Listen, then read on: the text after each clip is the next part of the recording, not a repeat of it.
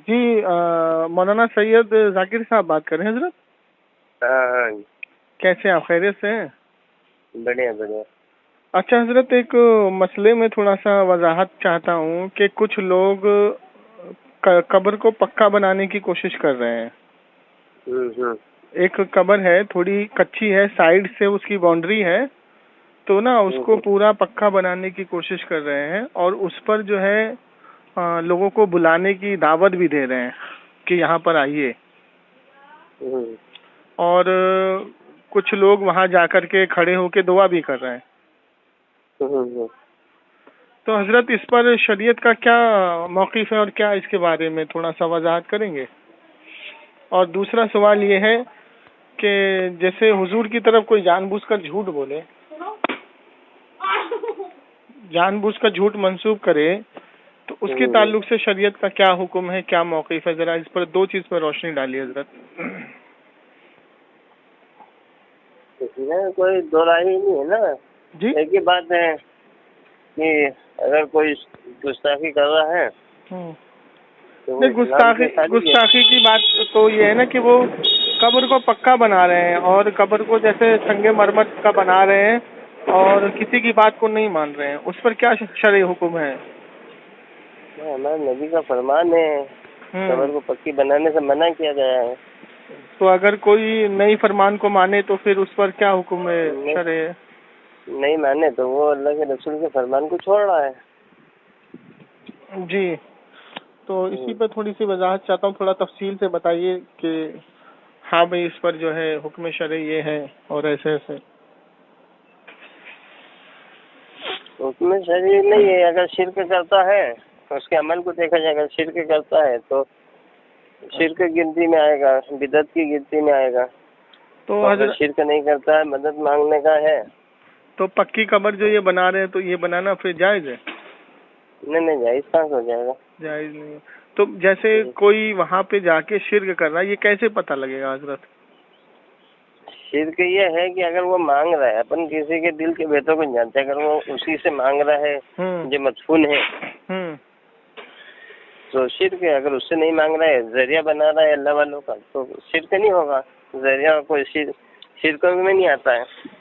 अच्छा, मतलब अगर वो वहाँ जाके उन्हीं से मांग रहा है तो वो फिर उसको हम मुशरिक कह सकते हैं? हाँ, उसको मुशरिक कह सकते हैं।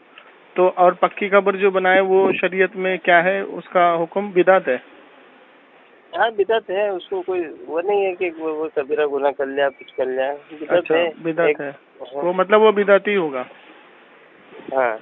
अच्छा, और जो वहाँ पे दावत दे बुलाने की, जैसे ये अजमेर के जो मुजावर दावत देते हैं बुलाने की और बुलाते हैं, तो इस तरीके से अगर कोई वहाँ बुलाए तो फिर वो क्या होगा, उस पे क्या हुक्म आएगा? कोई नहीं, ऐसी जगह हालांकि जा सकते हैं, बड़े वली है, हाँ, उनके फेरियाब के हिसाब से जा सकते हैं, कोई वो नहीं रोक टोक है। अच्छा, तो वहाँ बुलाना दावत देना कोई रोक टोक नहीं है? हाँ, और जो बनाया है वो उसकी और जो जैसे उसकी जाने वाले कमी नहीं है, और उसकी तहकीक ना हो कि अगर वो साहिब मज़ार पर झूठ बोल रहा हो, साहिब कब्र पे, कि उसमें उसका जिस्म हो ही ना, फिर भी उसको वहाँ बुला रहा हो, इसकी तहकीक ना हो, तो फिर उस पे क्या हुक्म आएगा? नहीं, ऐसा अपनों को जानकारी है ना कि जहाँ पर है, नहीं जानकारी नहीं हजरत, जो ये कब्र बनाई जा रही है पक्की, इसके ताल्लुक से जानकारी नहीं है कि इसमें उन्हीं का जिस्म मुबारक है या नहीं, इसमें जानकारी किसी की नहीं है। अच्छा, तो फिर भी वो पक्का बना के उनको वहाँ बुला रहे हैं बिना तहकीक। असल में बात ये है कि जहाँ पर बुला रहे हैं, जा रहे अपन हैं, और अपनों को भी तहकीक नहीं है, अपन जाकर फिर जो भी फातिहा वगैरह पढ़ना है पढ़ देंगे, वहाँ से आ जाएंगे बस। सब जो भी अल्लाह वाले हैं। तो मतलब अगर तहकीक ना हो, बिना तहकीक, जैसे कि भाई उनका जिस्म मुबारक वहाँ हो, अच्छा कोई दिक्कत नहीं, जा सकते हैं नहीं, अच्छा कोई दिक्कत नहीं। अच्छा, कोई दिक्कत नहीं है, तो वहाँ जाकर के कुरान की आयतें वगैरह पढ़ करके उनको बख्श सकते हैं? बिल्कुल, फातिहा वगैरह पढ़ सकते हैं, फातिहा कर सकते हैं, है ना? बिल्कुल।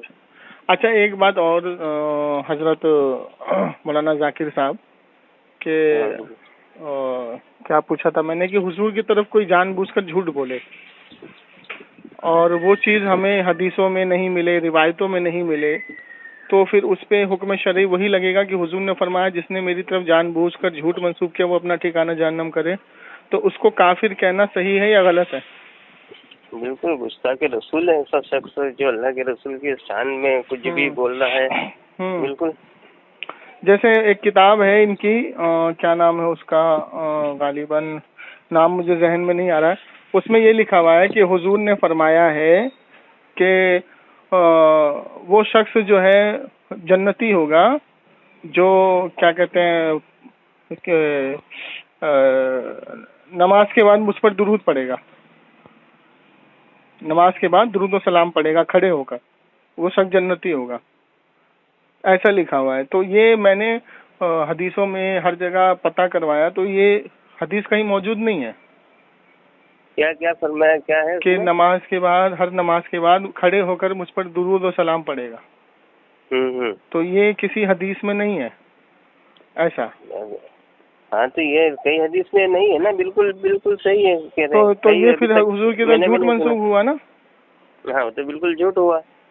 अच्छा, तो फिर वो उसके ताल्लुक से वो इस हदीस की रोशनी में आ गया है ना। हर नमाज के बाद खड़े होकर दुरूद शरीफ पढ़ना। हाँ हाँ, कहीं नहीं, कहीं साबित ही नहीं है ये चीज। तो मतलब जो चीज हमें हदीस से मतलब ना मिले वो चीज फिर हुजूर के खिलाफ हो जाएगी। बिल्कुल बिल्कुल झूठ मतलब वो कर रहा है बगैर तहकीक के ये बात फैला रहा है। अच्छा अच्छा अच्छा अच्छा, जी जी जी जी जी।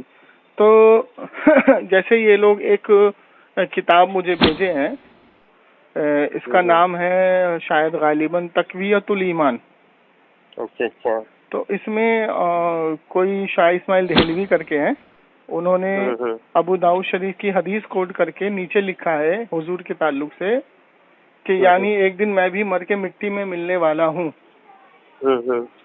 तो वो ये चैलेंज कर रहे हैं, दावा कर रहे हैं कि ये किसी हदीस में ऐसा हुजूर की हदीस है ही नहीं, ना किसी मुसन्निफ मुहद्दिस मुफस्सरीन, ना किसी ताबई तबे ताबई, ना किसी सहाबी ने फरमाया। तो ये शाह इस्माइल देहलवी ने जो झूठ बोला है इसके ताल्लुक से तुम्हारा क्या मौकिफ है? कौन सी किताब में? तकवियतुल ईमान। तकवियतुल ईमान में क्या कहा है? यानी मैं भी एक दिन मर के मिट्टी में मिलने वाला हूँ, हुजूर की तरफ मंसूब किया है, हुजूर ने फरमाया। ये तो हदीस साफ है कि जो अल्लाह वाले होते हैं, ये जो अंबिया किराम होते हैं, उनका जैसा है उसे ही रहता है ना। तो उनका जैसे मिट्टी नहीं खाता ना, तो फिर ये तो हुजूर की तरफ झूठ मंसूब हो गया। नहीं, ये हदीसों में नहीं है, कुछ फरमान जैसा अल्लाह के रसूल ने कहा है बशरीयत के तकाजे के एतबार से, तो वो चीज हो सकती है। मतलब ये नहीं कि वो चीज हकीकत होगी, जैसे अल्लाह के रसूल ने कहा कि मैं बशर हूँ, तो ये नहीं कि हम अपने इंसान से ही उनको मानेंगे। ऐसे ही कहा होगा कि जिस तरह आप मिट्टी में जाते हो इस तरह मैं भी मिट्टी में जाऊंगा। नहीं हजरत, ये तो हुजूर ने देखिए ये तो फरमाया है कि जिस्म पे हराम है मेरे जिस्म को, अंबिया के जिस्म को खाना। अब हजरत तो है ना, बिल्कुल हदीस है। तो हजरत ये रिवायत में लिखा है साफ कि यानी एक दिन मैं भी मर के मिट्टी में मिलने वाला हूँ। नहीं ये नहीं, अभी अपने ये भी हदीस सामने नहीं है। और अंबिया तो फिर ये किताब, इस किताब पे झूठ मंसूब हो गया ना फिर। नहीं वो फिर तकवीयतुल ईमान तहकीक करना पड़ेगी। कोई सफा नंबर आपको याद है क्या? हाँ हाँ, उसने हवाला भेजा ना मुझको। हाँ तो सफा नंबर आपने बना, तहकीक करेंगे उसकी जानकारी का, आगे पीछे थोड़ा पढ़ के जानकारी लेंगे। अच्छा, दूसरी किताब उन्होंने भेजा है इमदादुल मुश्ताक मौलाना हकीमुल उम्मत अशरफ अली थानवी साहब की। इसमें जैसे आपने अभी वजाहत किया कि कब्र पे जाकर के कब्र वाले से मांगना ये शिर्क है, तो ये मुशरिक हो जाएगा। तो इसके सफ़ा नंबर 99 पे लिखा है कि फ़कीर जो होता है वो मरता नहीं है बल्कि एक जगह से दूसरी जगह इंतकाल करता है। और सुनिए आगे लिखा है कि मैंने अपने पीर की कब्र से वही फ़ायदा हासिल किया जो उनकी मेरी ज़ाहिरी ज़ात से होता है, और उनकी ज़ाहिरी ज़िंदगी से मैंने जो फ़ायदा हासिल किया था वही मैं उनकी कब्र से फ़ायदा हासिल करता हूँ। और फिर आगे लिखते हैं कि मेरे पीर का एक मुरीद उनकी बारगाह में आया और कहने लगा, बारगाह मतलब उनके इंतकाल के बाद कब्र पे आया और कहने लगा कि हजरत परेशान हूँ, रोटियों का मोहताज हूँ, दस्तगीरी फरमाइए। तो पीर की कब्र से निदा आई कि तू मेरे कब्र पे आना, तुझे 2 आने या आधा आने रोज उजरत मिला करेगी। शुदा एक दिन मैं भी जियारत कबूर के लिए चला गया और मैंने देखा कि उस मुरीद ने मुझे सारे हालात बताए। तो जब मैंने देखा तो यही तो असल में करामात है, करामात फकीरी करामात है। तो ये करामात बयान कर रहे हैं इमदादुल मुश्ताक सफ़ा नंबर 100 पर। हकीमुल उम्मत मौलाना अशरफ अली थानवी। दूसरा उसने स्कैन भेजा कि हाजी इमदादुल्लाह मुहाजिर मक्की का एक रिसाला भेजा है, उसमें लिखा है कि फरियाद है ए मोहम्मद मुस्तफ़ा, फरियाद है ए हबीब किबरिया, फरियाद है। तो यहाँ पर नबी अलैहिस्सलाम से फरियाद यानी मदद के लिए पुकारा जा रहा है। तो ये 2 स्कैन उसने भेजे हैं मोहतरम। तो जो शिर्क का फतवा आपने अभी दिया तो वो शिर्क का फतवा क्या इन पर नहीं लग पाएगा? देखो बहुत सी चीजें है ना इश्क की होती है और बहुत सी आम आवाम के हिसाब से होती है। हाँ, कुछ खास करामतें होती है, कुछ खास चीजें होती है, कुछ खास शख्स के लिए होती है और कुछ आवाम के हिस्से बात होती है। अगर अपन ये चीज आम कर देंगे, आज अपन देख रहे हैं दरगाह पे क्या हाल है। जी वो तो बिल्कुल ठीक है, हम देख रहे हैं दरगाह पे क्या हाल है। एक और के अंदर कुछ दरगाह है। हाँ सुनिए ना हजरत, एक और चीज मैं आपको बताऊं कि हम लोग के मंजर आम पर है कि दरगाहों पे क्या हो रहा है आजकल, हम सब देख रहे हैं। ठीक है ना? तो दरगाह पे जो हाल है उसका जिम्मेदार कौन है हजरत? वही है ना कि जो आवाम है ना, उनको आवाम है। बिल्कुल। जैसे मिसाल के तौर पे निकाह करना सुन्नत रसूल है, बिल्कुल। लेकिन निकाह में बैंड बाजा ढोल ताशा आवाम बजाती है, आलिम तो नहीं बजाता ना। तो उसका जिम्मेदार आलिम नहीं आवाम है। बिल्कुल आवाम है, बिल्कुल। अब तो यहाँ पर बताने का, हाँ बिल्कुल आलिम तो बताते हैं मोहतरम, आलिम तो तकरीरें भरी पड़ी हैं यूट्यूब पर, तकरीरें हर मौजू पर होती हैं, हर जगह होती है।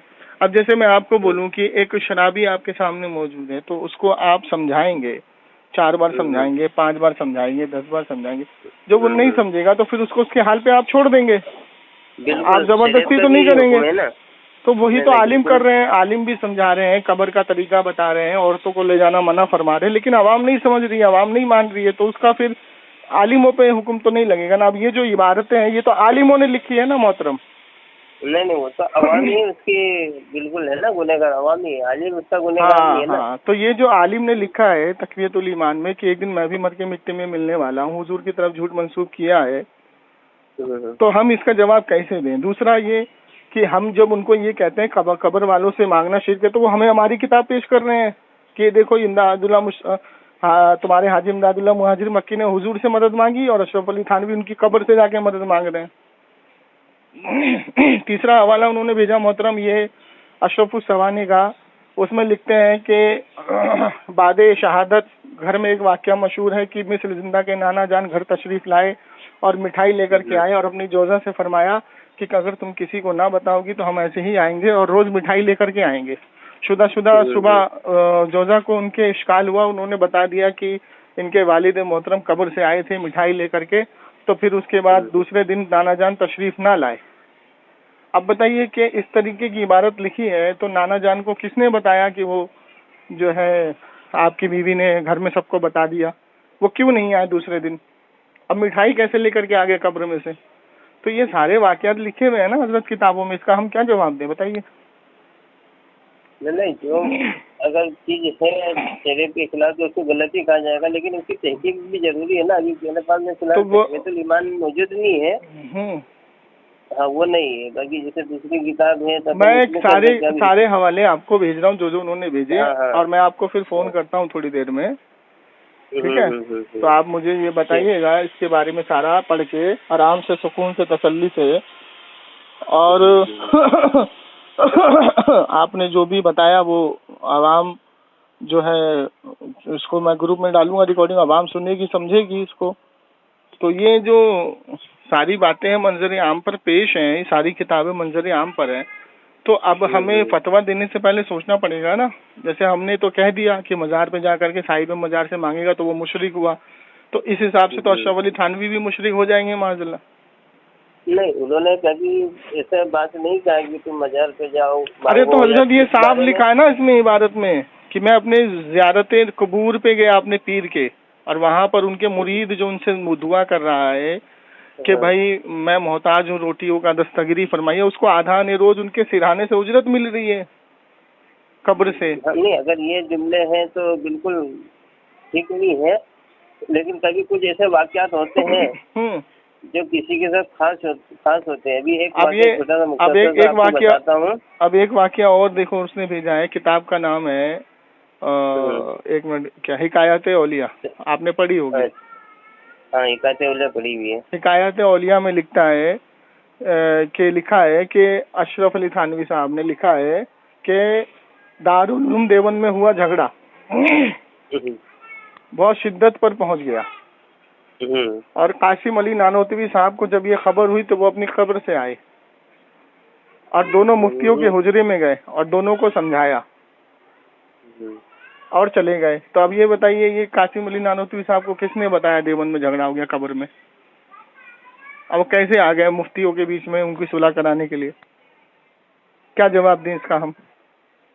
ये चीज नहीं होगी। अब हिकायत औलिया तो आपने पूरी पढ़ी होगी, सफा नंबर 121 पे लिखा हुआ है ये। हाँ, हिकायत औलिया मैंने पढ़ी, लेकिन काफी टाइम होगा उसको पढ़े। हाँ, तो अब बताइए फिर, आपने पढ़ी है तो आपको कम से कम ये सोचना तो चाहिए ना, ये लिखा है तो ये कैसे लिख दिया उन्होंने? नहीं, ये चीज ठीक नहीं है। हाँ, कुछ, हाँ, ये अलग है, वाकया तो अलग है, लेकिन तो मेरा कहने का मतलब ये है कि ये आप कह रहे हैं ये सारी चीजें गलत है, ठीक नहीं है, तो ये हमारे किसी देवबंद का फतवा है, दारुल उलूम देवबंद में कोई फतवा जारी हुआ है कि किताबों में ये सारी बातें लिखी हैं तो इस पर एतमाद ना किया जाए, या ये सारी बातें गलत है? कोई ऐसा फतवा जारी हुआ है मोतबर आलिम का? नहीं, अभी तक तो कोई नहीं हुआ। तो इसका मतलब ये सारी बातें ठीक मानी है उन्होंने? नहीं, ठीक मानी है ना, वो तो चल रही है किताब में, वरना किताब में जैसे मोहतरम सुनिए, समझने वाली बात है, जैसे नमाज पढ़ना ठीक है और लोग पढ़ते चले आ रहे हैं। अब जो शिया नमाज पढ़ते हैं उसके ताल्लुक से हमारे पास हमारे आलिमों के हवाले मौजूद हैं कि जो शिया जिस तरीके से नमाज पढ़ते हैं ठिकरी रख के, वो गलत है। शिया जिस तरीके से नमाज पढ़ते हैं हम ऐसे नमाज नहीं पढ़ेंगे, ये हवाला मौजूद है हमारे पास। अगर ये हमारे आलिम हवाला नहीं देंगे या हमारे आलिम इस पर कोई वजाहत नहीं करेंगे तो लोग तो उसको सही समझेंगे ना। बिल्कुल, वो तो सही माना जाएगा। हाँ, तो अब ये सारी किताबें मंजर आम पर है कि भाई वो मिस्र जिंदा के मिठाई लेकर के आ रहे हैं और कब्र से मदद भी मांगी जा रही है। हाजी इमदादुल्लाह मुहाजिर मक्की हुजूर से डायरेक्ट मदद भी मांग रहे हैं, फरियाद है, मोहम्मद किबरिया फरियाद है। उसके बाद कासिम नानोतवी साहब कब्र से भी उठ के आ रहे हैं। तो ये सारी चीजें मंजर आम पर है, तो इसके बारे में अगर किसी आलिम मुसन्निफ देवबंद से कोई फतवा जारी नहीं हुआ तो ये सही बातें मान रहे हैं ना। फिर सब एक दो इबारत हो तो बताइए, इतनी सारी इबारतें बताइए। हाँ, बात आपकी ठीक है, लेकिन कुछ वाक़या जैसे मंजर आम पर होते हैं सिर्फ वो एक ही शख्स के लिए खास है। अच्छा, ये वाक़या सिर्फ उन्होंने ही मांगी है फरियाद, मिसाल के तौर पर थोड़ी देर के लिए मान लिया जाए, लेकिन उनके बाद उनकी इक्तिदा करने वालों ने, मैं भी मानता हूँ, मैं भी या फिर कोई और भी उनको मानते हैं। तो मोहतरम, अगर इब्तिदा करने वाले अगर नहीं मानते हैं तो फिर हकीमुल उम्मत क्यों लिखा है? मुहद्दिस आजम क्यों लिखा है? आला हजरत क्यों लिखा है? हाजी इमदादुल्लाह मुहाजिर मक्की को आला हजरत लिखा है। हाँ, तो है ना, बिल्कुल। हाँ, तो फिर है, तो फिर ये भी तो फिर उन्हीं का लिखा हुआ है ना मोहतरम। ये भी तो गौर करने वाली बात है ना। कैसे तबलीग करी जाएगी बताइए? नहीं, वो वाक़ये को मतलब वाक़ये को देखा जाएगा ना, पढ़ के उसको समझा जाएगा। ये तो मौजूद है हजरत, उनकी किताबों में मौजूद है। अच्छा, दूसरी चीज और है कि ये अच्छा, अब ये बताइए कि अब ये तो देखिए हाल फिलहाल का वाक़या है, इलियास कांधेलवी साहब की किताब है, उसमें लिखते हैं कि नानी जान को जो है मर्ज लूज मोशन जो होता है वो हो गया, ठीक है, और वो इतना बढ़ गया कि वो अपने बिस्तर से उठ ना पाई, वहीं खाती थी और वहीं जो है वो हाजत करती थी, मतलब पखाना वगैरह करती थी, ठीक है। तो एक धोबी को बुलाया गया सफाई करने के लिए, तो धोबी बदबू से भाग गया, उसके बाद क्या हुआ कि उनका शुदा इंतकाल हो गया। इंतकाल के बाद जब उनको बिस्तर से उठाया गया तो वो लैटरिन जो थी, लैटरिन एक पोतड़ों के शक्ल में वहीं जमा हो गई और उसमें से मुश्क और अंबार मतलब इतनी खुशबू आने लगी कि लोग बतौरे तबर्रुक उसको उठा उठा के घर ले जाने लगे, बतौरे तबर्रुक। ये वाकया है, ये पक्का वाकया है ये। इलियास कांडेलवी साहब ने लिखा है इसको। बतौरे तबर्रुक ले गए, उसमें से इतनी खुशबू आने लगी।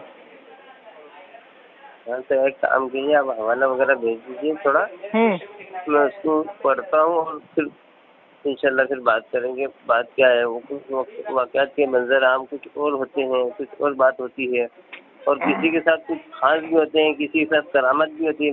मिसाल के तौर पर किसी के साथ में कुछ वली अल्लाह ने बात की है या उन्हें नजर आए, तो हर एक के साथ में नहीं हो सकता ना। हम उनको मानने वाले, लेकिन हम उनके सही अमल नहीं करेंगे। अरे तो हजरत लिखा है तो फिर इस पर कोई वजाहत नहीं है ना, ये तो इलियास कांडेलवी साहब ने अभी लिखा है। कोई उनके साथ खास होगा ना, वाकया पढ़ के मैं फिर आपको बताता हूँ। कुछ वाकया होता है किसी के साथ खास होते हैं। हाँ, कुछ जैसे बहुत सारे ऐसे वाकयात में आपको अल्लाह वालों के बताऊंगा कि आप उसको देखेंगे दंग रह जाएंगे, ये क्या लिख दिया, लेकिन वो कुछ मंजर आम की बात होती है। तो जैसे एक मिसाल बताइए जरा, हम जवाब दें। मिसाल नाम तो शायद मेरे जहन में पक्का नहीं है। जैसे अब हजरत बाबा फरीदुद्दीन शकरगंज रहमतुल्लाह अलैह का शायद वाकया है। वो क्या है, मैं अल्लाह को देखता हूँ। हाँ, ये वाकया पूरा मेरे जहन में नहीं, लेकिन उन्होंने कहा मैं अल्लाह को देखता हूँ, तो उनको जो जिनसे बात कर रहे थे उनको गुस्सा आ गया कि आप अल्लाह को कैसे देखते हो। हाँ, क्या अल्लाह, वो सब वो वाकया में इंशाल्लाह एक आध वाकया मैं आपको और ढूंढ ढांढ के बताऊंगा। बहुत सारे ऐसे वाकया थे। उनको कोई पत्थर मारता था तो खून टपक कर जमीन पर गिरता था तो अल्लाह लिखाता था। हाँ, कोई ऐसे बहुत सारे ऐसे वाकयात है। किसी के साथ कुछ खास होते हैं। जैसे हजरत मूसा अलैहिस्सलाम ने कहा था कि अल्लाह तुम मुझको मिल जाए तो मैं तुम्हारे सर में कंघी करूंगा। कहाँ पे कहा था ये? नबी है, कहाँ पे फरमाया ये कि मैं कंघी करूंगा? मूसा अलैहिस्सलाम ने ये फरमाया अल्लाह से, मतलब बात करते हुए। कौन सी किताब में है ये, कहाँ पर है, हवाला है उसका? हाँ, ये तो मिल जाएगा ना, हदीस की किताब में मिल जाएगा कि मैं तो तेरी कंघी करूंगा अगर तू मुझे मिल जाएगा तो। कंघी नहीं, और भी बहुत सारी बातें कहती है। आप कैसा खाते होंगे, मैं आपको खिलाऊंगा। अच्छा, आपके पैर दुख देंगे, मैं दबाऊंगा। हालांकि तो ये हदीसों में है। हाँ, ये हदीस में है, बिल्कुल। अच्छा, तो थोड़ा सा वो बता देंगे हदीस मुझे, बड़ी मेहरबानी होगी। हाँ, मैं अभी फिलहाल में जैसे ये बाहर था, मैं तहकीक करूँगा, मैं आपको इंशाल्लाह फिर बता दूंगा। अभी मैं आपको ये हवाले भेज के ना आधे घंटे में फोन करता हूँ, देख लीजिए जरा सारे हवाले, फिर मुझे बताइए। आधे घंटे के बाद लगाना, मैं थोड़ा बाहर था मैं फिर। हाँ, मैं 1 घंटे के बाद आपको कॉल करता हूँ, मैं हवाले भेज रहा हूँ आपको, ठीक है? हाँ, ठीक है, हवाले भेजिए, मैं तो हवाला भी देख लूँगा। बिल्कुल सही है, माशाल्लाह। अच्छा हजरत, बुरा ना माने तो एक बात पूछूं, आपकी फरागत कहाँ से है? माशाल्लाह। अक्कल कुआं। कहाँ? अक्कल कुआं, महाराष्ट्र। अच्छा, मतलब मदरसा देवबंद है? हाँ, देवबंद का मदरसा है। ठीक। चलिए ठीक है, बहुत शुक्रिया, मैं अभी भेजता हूँ आपको। मेरा नंबर आप बताइए, मेरा नंबर आपको कहाँ से मिले? जी, आपका नंबर किसी भाई ने दिया है कि हजरत से थोड़ा सा वजाहत करो। मुंबई के ही रहने वाले हैं वो, महाराष्ट्र के। चाय की दुकान है उनकी, शायद आप वहाँ चाय की दुकान है, शायद आप वहाँ चाय वगैरह पीते होंगे। नहीं, वो अलग है, कोई गलत फहमी में कुछ और नंबर दिया होगा, आपने मेरे को लगा दिया है। नहीं, नंबर आपका ही दिया, नाम भी उन्होंने बताया, सैयद जाकिर साहब है इनका नाम, आलिम है। वो बम्बई में रहते हैं? जी, महाराष्ट्र में ही रहते हैं। तो कभी उनके नंबर हो तो मेरे को दे देना ना, जरा 2 मिनट में भी बात करना। हाँ, ठीक, बात कर लीजिएगा, है ना, ताकि उनको पता चले कि मेरे बारे में उनको कैसी जानकारी, कैसे क्या है बात के। हो सकता है आप वहाँ उठते बैठते हो, उनसे जानकारी हो वहाँ। नहीं, बिल्कुल कोई ऐसा मसला, अपना ताल्लुक है नहीं मुंबई से। तो आप अभी तो कह रहे हैं महाराष्ट्र से तालीम हासिल की है। महाराष्ट्र, अक्कल को और मुंबई बहुत काफी फासला है उसका तो। हाँ, तो वही महाराष्ट्र, ये भी मैं कहता हूँ, मुंबई में भी रहा काफी टाइम, लेकिन हाँ, तो वहीं के हैं वो भी, मुंबई के ही हैं वो जिन्होंने नंबर दिया है। और किसी होटल के आसपास उनकी चाय, उसकी दुकान है, चाय वगैरह, पान वगैरह, ये सब। हाँ, नहीं, वो कोई गलत फहमी से कुछ उन्होंने नंबर दे दिया होगा। चले बहन के, मैं आपको नंबर दे देना, मैं उनसे बात कर लूँगा। हाँ, ठीक, चले मैं आपको हवाले भेज रहा हूँ, थोड़ा वजाहत करिएगा मुझे। हाँ, वो नंबर भी भेज देना उनके। ठीक है, ठीक है ना, शुक्रिया। कहाँ लिखा है कि नींद ताज़ी हुई? उसको पढ़ो आप, मैं बताता हूँ। जी बताइए। यहाँ पे अबू दाऊद शरीफ की हदीस बयान करने के बाद नीचे लिखते हैं, यानी मैं भी एक दिन मर के मिट्टी में मिलने वाला हूँ, तो कब सजदे के लायक हूँ? सजदा तो उस पाक जात का को है कि अच्छा ये हाँ ये दूसरा मसला है, वो मैं दूसरा मसला समझा था। जात को है। कभी इस हदीस से मालूम हुआ कि सजदा किसी जिंदा को, इसमें कहाँ लिखा है? इसमें तो नीचे लिखा है कि वो लिखने के बाद हुजूर ने हदीस बयान करने के बाद ये बोला कि यानी मैं भी एक दिन मर के मिट्टी में मिलने वाला हूँ, तो कब सजदे के लायक हूँ? सजदा तो उस पाक जात का है। हाँ नहीं ये दूसरा मसला है, मैं इसका बता रहा हूँ। ये अलग है। तो ये इसमें कहाँ उन्होंने कहा है कि मैं नींद की हालत में या वहदियत की हालत में? यहाँ तो अबू दाऊद शरीफ की हदीस उन्होंने बयान की पूरी ऊपर, फिर उसके बाद हदीस बयान करने के बाद नीचे लिखते हैं यानी मैं भी एक दिन मरके में मिट्टी में मिलने वाला हूँ, तो कब सजदे के लायक हूँ? सजदा तो उस पाक जात का है। हाँ बिल्कुल सही है ना। तो फिर ये हुजूर ने कहाँ फरमाया कि मैं भी एक दिन मर के मिट्टी में मिलने वाला हूँ? हाँ ये देखो हदीस तो मुझको नहीं मिली फिलहाल। जी हदीस है ही नहीं सर, वो क्या कहते हैं, ये हदीस मौजूद ही नहीं है। हाँ तो मुझको भी नहीं मिली है हदीस। तो नहीं मिली तो ये हुजूर की तरफ झूठ मंसूब हुआ ना। फिर अगर हदीस नहीं होगी तो बिल्कुल झूठ है। मैंने तलाश किया, मुझको भी नहीं मिले। चलिए ठीक है, जब हदीस में नहीं है तो बिल्कुल झूठ मंसूब है। तो चलिए दूसरी जो इबारत मैंने आपको भेजी, हाँ उस पर क्या करेंगे अब आप बताइए? दूसरी इबारत मैंने भेजी है आपको इमदादुल मुश्ताक की। उसमें देखिए सफ़ा नंबर 110 है कि हजरत का एक जुमा मुरीद था, बाद इंतकाल हजरत के मज़ार शरीफ पर अर्ज किया कि हजरत बहुत परेशान हूँ, मोहताज हूँ, रोटियों के लाले पड़े हैं, दस्तगीरी फरमाइए। तो हजरत की कब्र से निदा आई कि तुझे 2 आने आधा आने उजरत मिलेगी। तो उसको आधा आने उजरत मिलती थी। तो शुदा मैं भी हुजूर की कब्र की जियारत के लिए गया, तो सारा वाकया उनके सामने हुआ। फिर कहते हैं ये तो करामत, आखिरी में कहते हैं ये वजीफा कब्र, हाँ ये तो करामत है, ये तो हजरत की करामत है। हाँ देखो फिलहाल तो मेरे पास किताबें नहीं, लेकिन ये मसला जो है कि नहीं, जो दूसरा वाला भी जो पढ़ रहे हैं यहाँ तो देखिए साफ लिखा हुआ है कि हजरत की करामत है ये। तो करामत से कब्र के सिरहाने से उजरत मिल रही है और वो कब्र से मदद मांग रहे हैं। तो फिर ये तो आप अशरफ अली थानवी अकाबिर से साबित हुआ कि ऐसा करना और ऐसा मांगना तो जायज़ है। फिर शिर्क और बिदअत के फतवे कहाँ लगाए गए? किसने लगाए हैं? देवबंद की कौन सी किताब में है कि कौन से बड़े आलिम ने ये फतवा लगाया है कि कब्र पे जा करके उनसे मदद तलब करना शिर्क हो जाएगा? जबकि बड़े आलिम से ये साबित है कि कब्र पे जाके मदद मांगना जायज़ है, और फतवा साबित नहीं है, फतवा कहीं है ही नहीं। देखो बिल्कुल ये तो सरासर बात है कि कब्र से मांगना शिर्क है, बिदअत है। नहीं शिर्क है तो ये देवबंद का कौन सा फतवा है? फतवा नंबर कुछ होगा दारुल उलूम देवबंद का, इस अपने कब्र से मांगने के बारे में। जी कि कब्र से, जैसे अशरफ अली थानवी साहब ने ये किताब लिखी, इसमें कब्र से डायरेक्ट मांग रहे हैं, और मांगने के बाद नीचे लिखते हैं ये तो हजरत की पीर की करामत है। तो करामत का लफ्ज इस्तेमाल किया। तो करामत तो सारे अकीदतमंद जो हैं वो कब्र पे जाते तो उनका यही अकीदा है कि अल्लाह ने उनको इख्तियारात दिए हैं, करामत है, वो मदद करते हैं। तो कब्र से निदा कैसे आ रही है ये बताइए?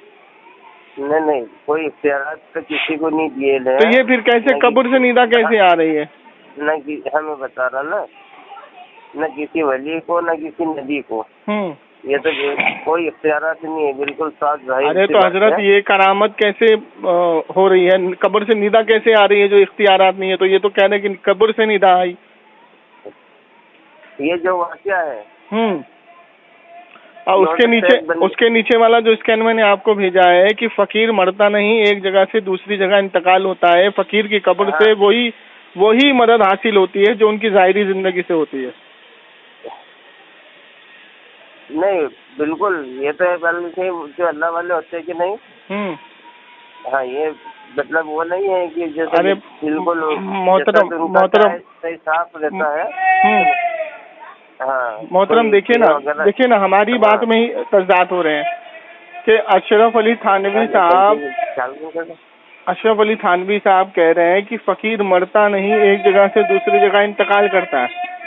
हाँ, ये तो बिल्कुल हक है ना। और फकीर की कब्र से, हाँ तो हजरत आगे भी तो सुनिए ना कि फकीर की मदद कब्र से वही मदद हासिल होती है जो उनकी जाहिरी जिंदगी में होती थी।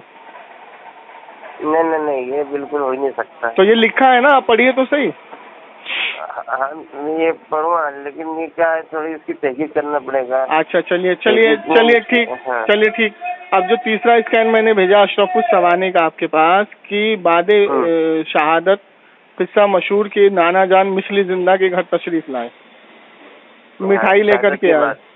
बादे शहादत, वो एक शादी में गए थे, वहाँ शहीद हो गए। और शहीद होने के बाद उनकी वहीं कब्र बना दी गई, तो वो अपनी कब्र से उठ के मिस्र जिंदा के अपने घर तशरीफ लाई मिठाई लेके। और अपनी बीवी अपनी जौजा से कहा कि तुम किसी को बताना ना, तो मैं रोज आऊंगा और ऐसे ही मिठाई लेके आऊंगा।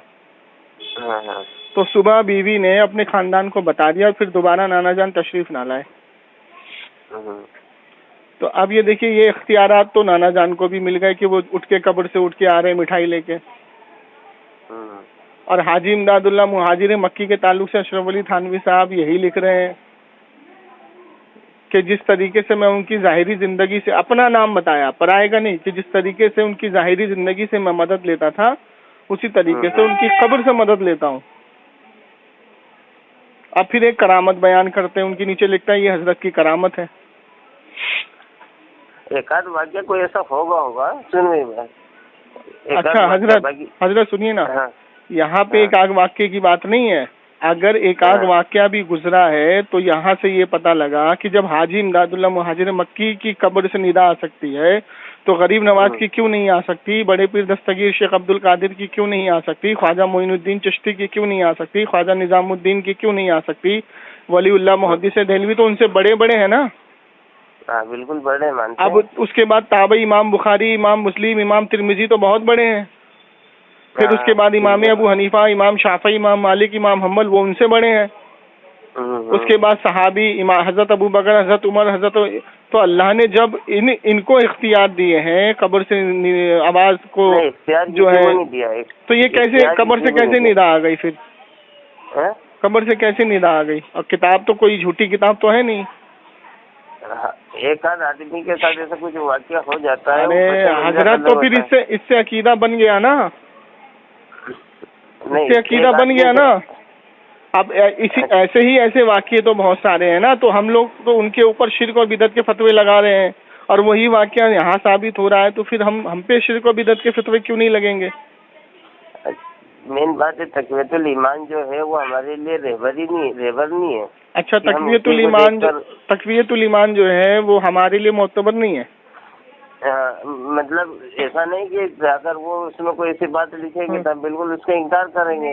अच्छा, तो फिर इनकार करेंगे तो फिर इस पे हुक्म लाजिम भी तो आएगा ना। हुजूर की तरफ झूठ मंसूब करने वाले के ऊपर क्या हुक्म लगेगा? जिसने मेरी तरफ झूठ मंसूब किया अपना ठिकाना जहन्नम करे। हुजूर की हदीस है।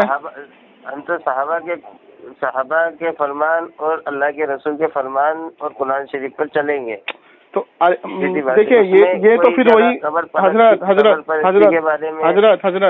हजरत फिर तो ये तो गैर मुकल्लिदीन वाली बात हो गई। अबू बकर गाजीपुरी रहमतुल्लाह अलैह आपके जो हैं, अबू बकर गाजीपुरी लिखते हैं कुछ वक्त गैर मुकल्लिदीन के साथ किताब में कि हर मजहब का जो माखज होता है उसके अकाबिर का कलाम, यानी उसका कहना माखज होता है, ना कि गैर अकाबिर का।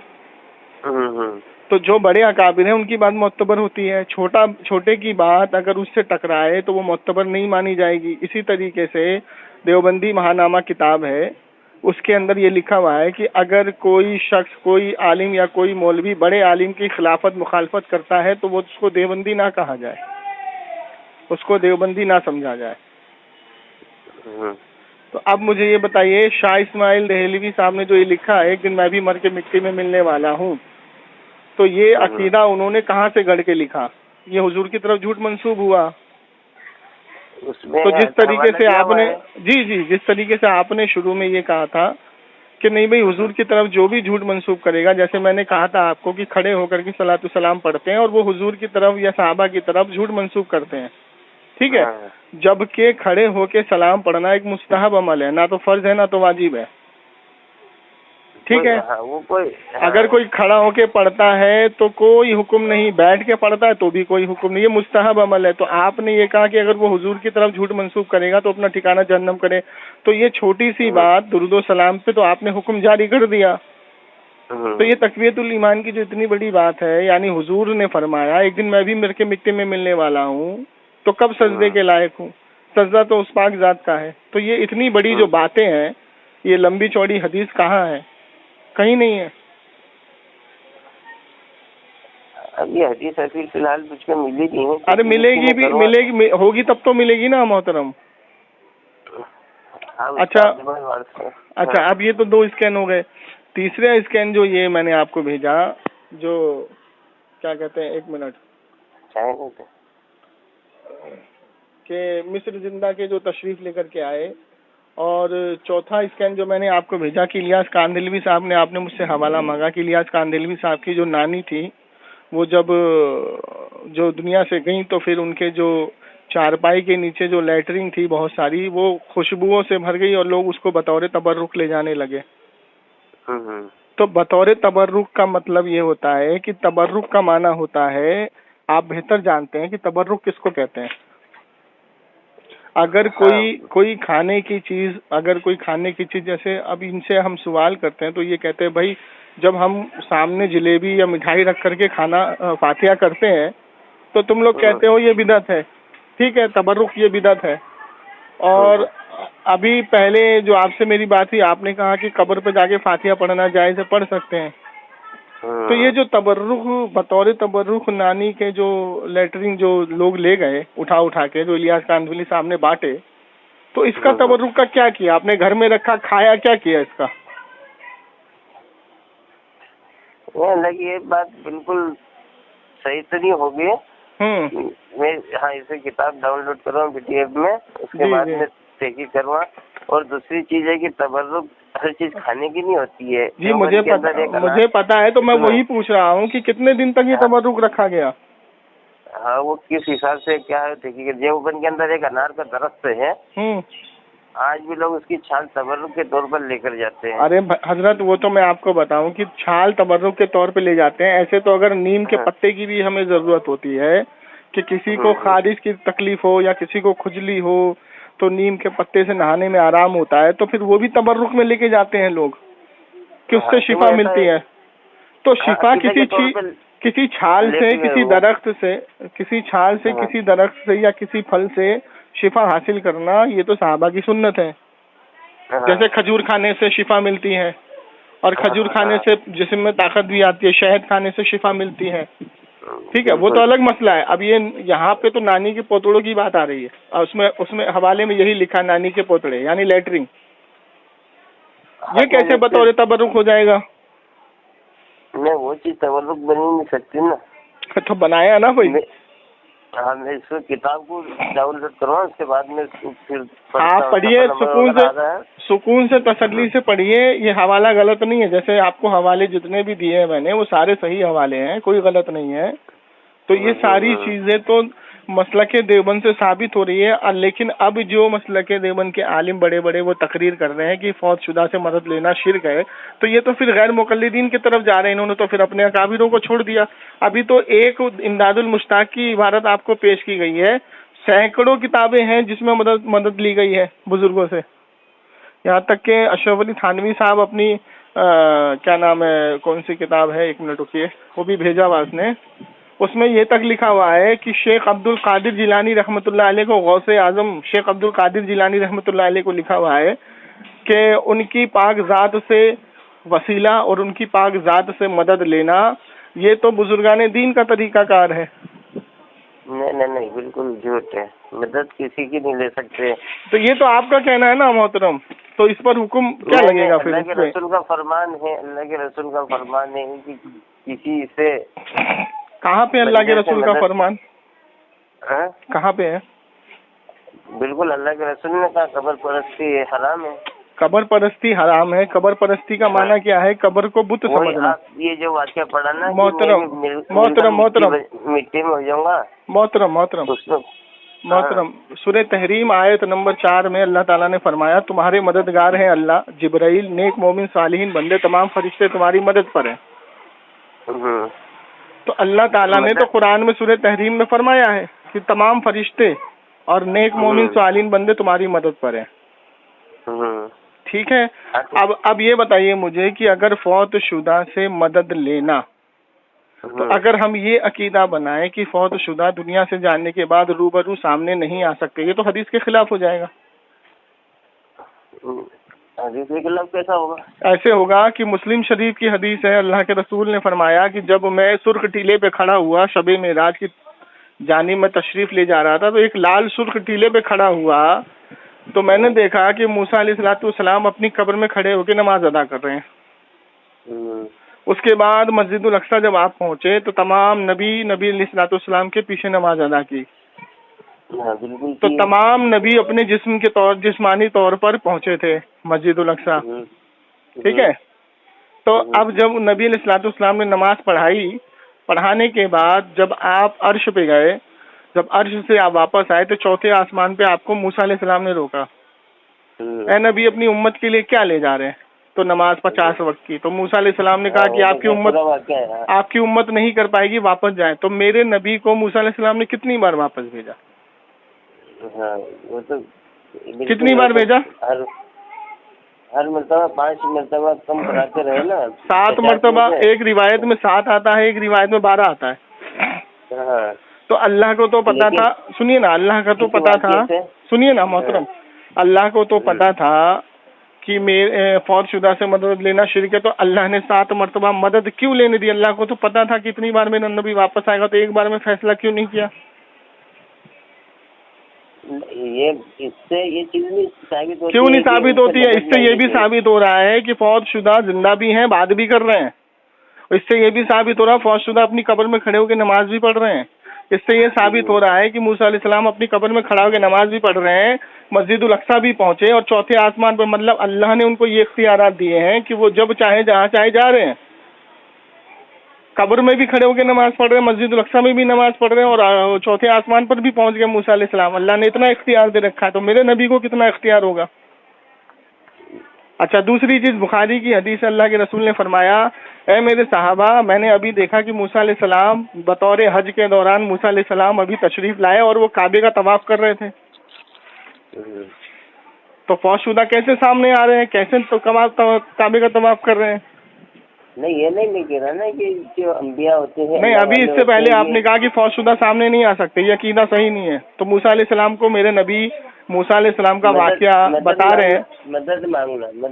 तो देखिए, एक बात बताइए कि अगर आपने किसी से मदद की, ये भी मदद के हिस्से में आया, अगर आपकी मदद किसी ने आपकी मदद मांगे बिना कर दी, तो ये भी मदद का एक हिस्सा है। एक मदद का हिस्सा है, तो हिस्सा है, तो फिर ये तो दोनों तरफ से मदद साबित हो रही है। तभी तो अल्लाह ने सूरह तहरीम आयत नंबर 4 में फरमाया, तुम्हारे मददगार है अल्लाह। सबसे पहले अपने आप को रखा, फिर जिब्राइल, फिर नेक मोमिन सालिहीन बंदे और तमाम फरिश्तों को अल्लाह ने मदद पर रखा है। सहाबा के वाक़यात में, सहाबा की जिंदगी में कोई ऐसा मिलता है कि कोई सहाबा किसी के मजार पर जाते हो और मदद मांगते हो? बिल्कुल मिलता है। सूरह, ये देखिए, ये किताब है, एक मिनट, मुसन्नफ इब्न अबी शैबा की हदीस है कि हजरत उमर फारूक के ज़माने में कहत तारी हुआ, तो एक सहाबी रसूल हुजूर अलैहिस्सलाम की कब्र पे आए और कहा, हजरत उम्मत हलाक हो रही है, ठीक है, अल्लाह से बारिश की दुआ कीजिए, अल्लाह से बारिश तलब कीजिए कब्र पे आके। तो अल्लाह के रसूल उनके ख्वाब में तशरीफ लाए और फरमाया कि तुम सैराब किए जाओगे, उमर के पास जाना और कहना, मेरा सलाम अर्ज कहना, और ये कहना कि दुश्मन धाक लगाए बैठे हैं, ठीक है ना, सब्र से और उससे काम ले। तो हजरत उमर फारूक ने फरमाया कि मैं तो सब्र से काम करता हूँ, लेकिन जज्बात मेरे काबू में नहीं रहते। और हजरत उमर रो पड़े और खूब बारिश हुई। अल्लाह के रसूल ने ख्वाब में तशरीफ लाके कहा कि तुम सैराब किए जाओगे। और ये सही हदीस है मुसन्नफ इब्न अबी शैबा की। दूसरी हदीस सुन लीजिए, अल्लाह के रसूल ने ही सिखाया है, अल्लाह के रसूल ने ही सिखाया है कि एक मोमिन दूसरे मोमिन का मददगार है, और मोमिन कभी मरता नहीं है। शिर्क हमेशा शिर्क होता है कि अगर कोई जिंदे से मदद मांगे माबूद समझकर तो भी शिर्क होगा, अगर किसी कब्र से मांगे माबूद समझकर तो भी शिर्क होगा। शिर्क की डेफिनेशन कभी चेंज नहीं होती।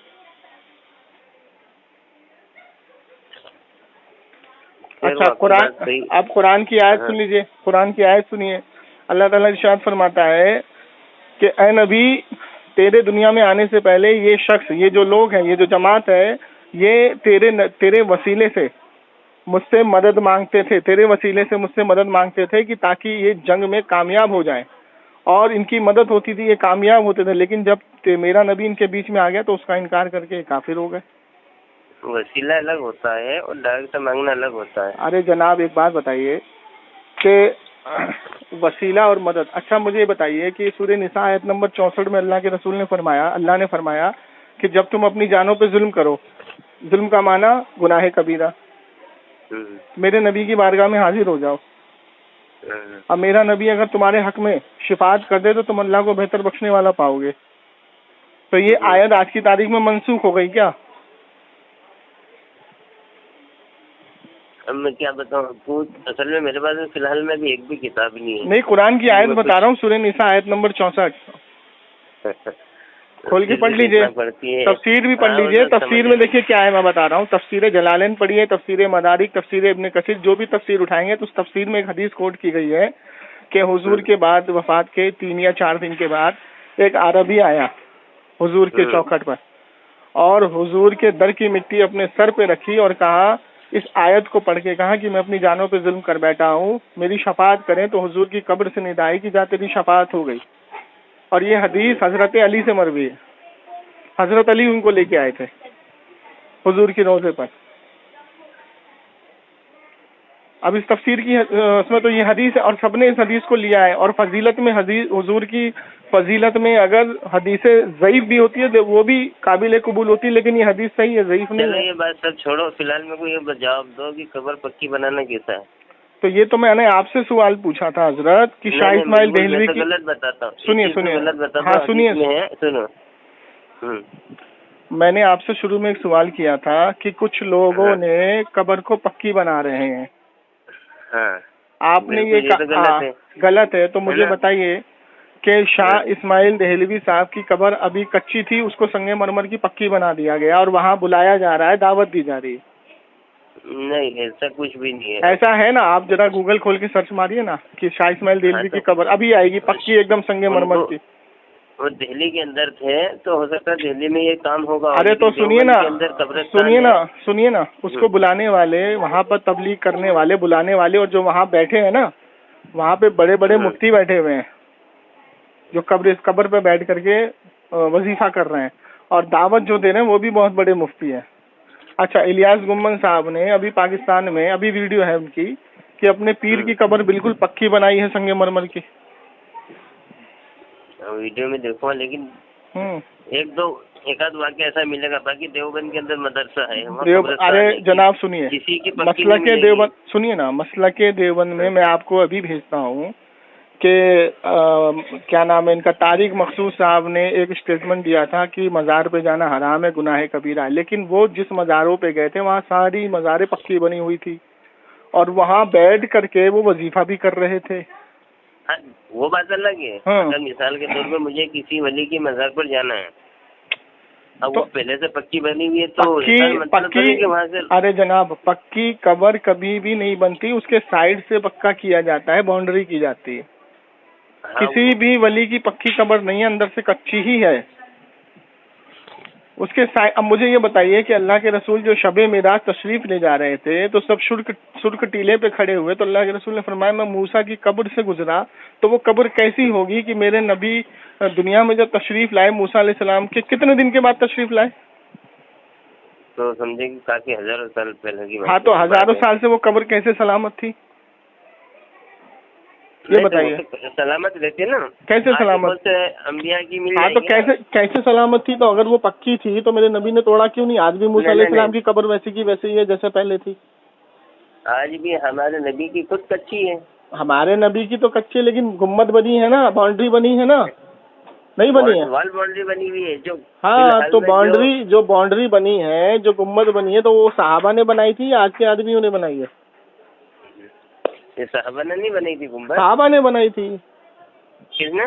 सहाबा ने बनाई थी। हजरत आयशा रज़ियल्लाहु ताला अन्हा की हदीस है। नहीं, सुनिए सुनिए सुनिए सुनिए, हजरत अम्मी आयशा रज़ियल्लाहु ताला अन्हा की हदीस मौजूद है कि जब कहत तादी हुआ तो अम्मी आयशा ने फरमाया कि जाओ हुजूर के गुम्बद की खिड़की खोल दो।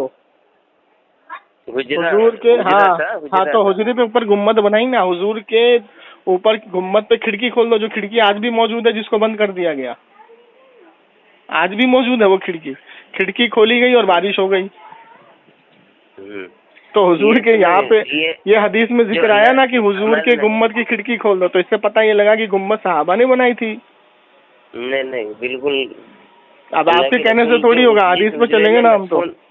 सुनो मेरी बात थोड़ी। अल्लाह के रसूल जिस हुजरे में मदफून थे, हजरत उमर रज़ियल्लाहु अन्हु भी, हजरत अबू बकर सिद्दीक भी हैं, और उस वक्त कच्चा था।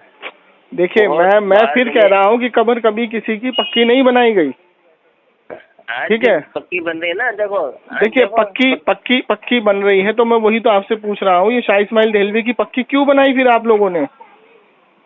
नहीं, अगर बनी है तो गलत है। गलत है तो कितना गलत है मुफ्ती साहब? आपके कहने से नहीं होगा, जब आपके बड़े अकाबिर बना रहे हैं, जा रहे हैं वहाँ पे, तो आप तो कोई मोतबर शख्सियत नहीं है ना देवबंद की, आप तो महज एक आलिम है, मुफ्ती है।